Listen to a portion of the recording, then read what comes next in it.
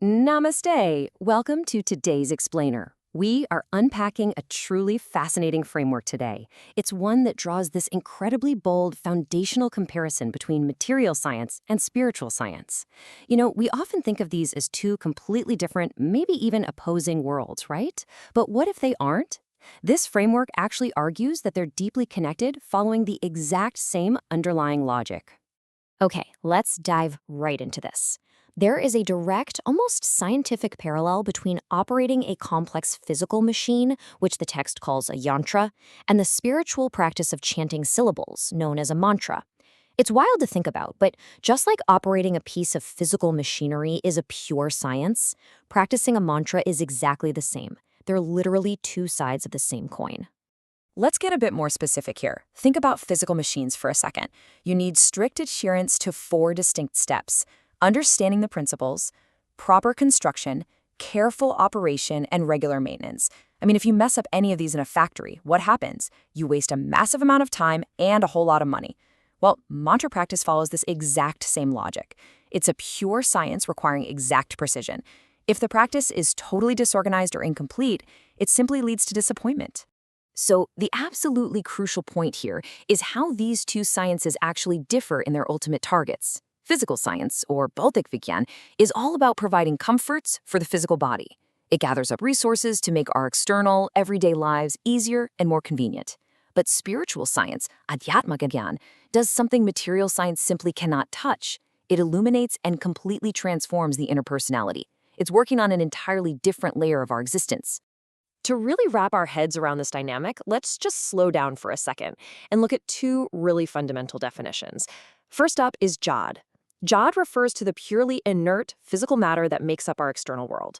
Think of massive rushing rivers, towering mountains, or just solid rocks.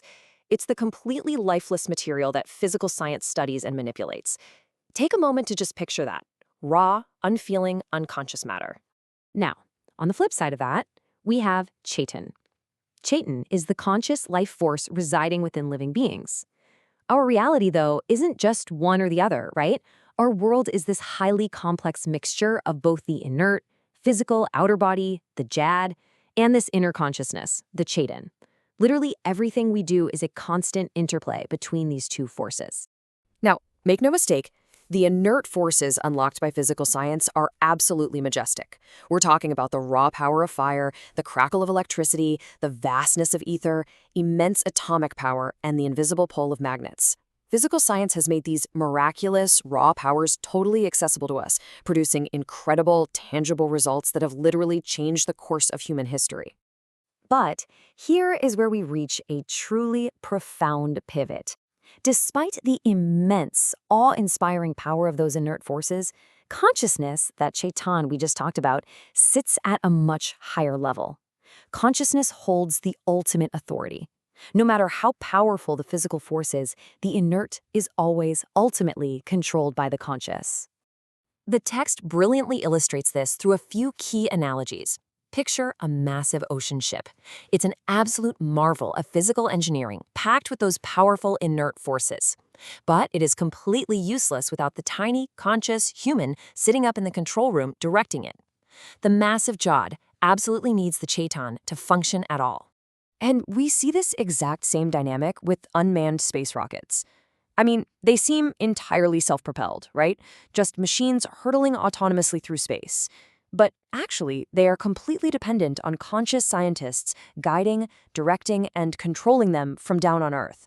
The consciousness is just operating from afar. Or consider a highly expensive, state-of-the-art train.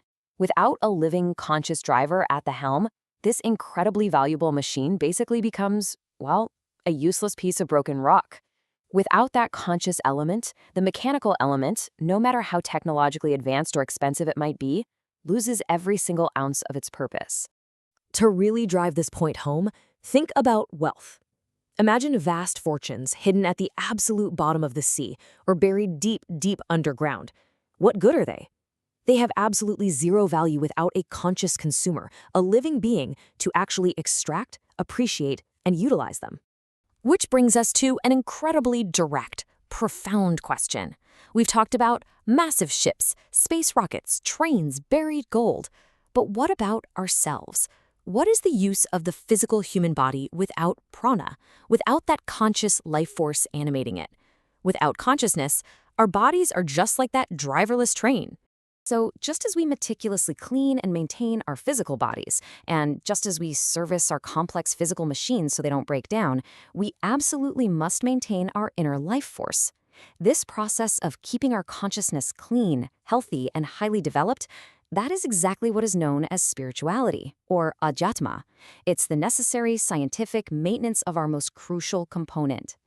When we map out this idea of complete science, reality actually divides into two vital halves.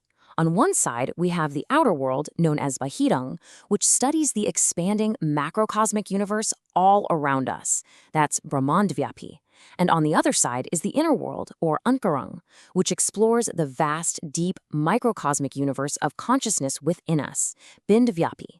Complete science demands an understanding of both of these halves. Bringing this whole synthesis together, it becomes incredibly clear that physical science absolutely requires an instrument, a yantra, to be realized and to provide tangible benefits to society.